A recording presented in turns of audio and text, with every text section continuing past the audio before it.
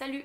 Bon, bah si t'es arrivé là, c'est que t'envisages ou tu as un plan cul et que tu veux savoir à quel moment ça risque de merder. Et pas ça risque, ça risque genre 90% de merder, que ce soit dans un sens ou dans l'autre. Pour avoir expérimenté la chose du sex friend, euh, en réalité, le problème, c'est l'attachement. On a beau se dire que ouais, au début, c'est bon, c'est juste du sexe, il n'y a aucun sentiment, on est juste amis. Le problème, c'est qu'en fait, vous créez une petite atmosphère de rendez-vous coquin. Vous ne faites pas que du sexe, vous faites en fait autre chose qui s'appelle la communication, se parler, apprendre à se connaître, tout ça. Donc, il y a souvent un des deux parties qui, dans cette manœuvre de communication, qui finit par avoir un attachement autre que sexuel et amical. Et c'est là où ça devient compliqué dans le sens où bah si les deux n'ont pas cet attachement en plus qui fait qu'ils ont envie d'être plus que sex friend, bah ça veut dire qu'il y en a un des deux qui va tomber amoureux pendant que l'autre ne va pas du tout l'être. Et c'est là où ça devient un problème parce que du coup quand les sentiments ne sont pas partagés, bah ça crée des choses pas bonnes en nous. De la tristesse, de la déception et beaucoup de choses qui sont vraiment pas, enfin qui sont négatives. Donc voilà, faut vraiment se dire que si t'as un sex friend, en fait, il faut juste prendre le sexe et pas le friend. Vraiment, le moment où tu deviens ami, où tu es déjà ami avec cette personne, ça devient compliqué. Vraiment.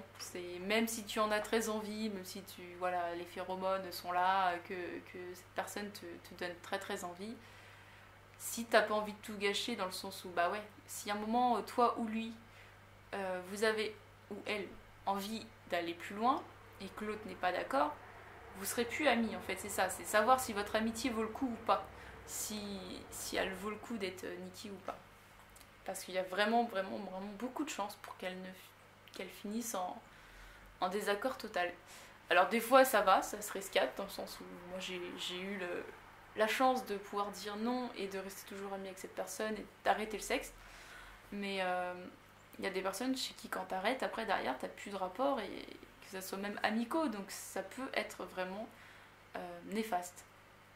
Donc réfléchis bien avant de vouloir t'engager dans cette relation, parce que même si tu te dis que c'est pas de relation, en réalité c'en est une, que tu le veuilles ou non, parce que du moment où tu commences à te donner des rendez-vous pour faire des choses intimes avec la même personne très fréquemment, ça devient une relation, que tu le veuilles ou pas.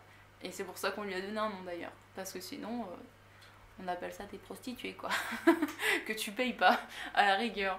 Mais voilà, fais attention, et puis si jamais tu sens que tu as des sentiments pour cette personne, arrête, genre ne continue pas à te faire du mal, parle-lui-en en espérant que ça soit réciproque, et si ça ne l'est pas, arrête parce que tu te fais du mal et que cette personne profite, parce qu'en plus souvent la personne s'en rend compte quand il y a plus.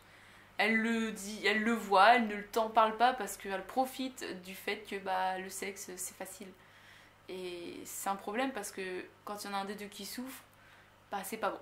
Donc voilà, faites attention à vos relations sex-friend, et puis pensez que un jour ça peut juste faire capoter cette relation amicale.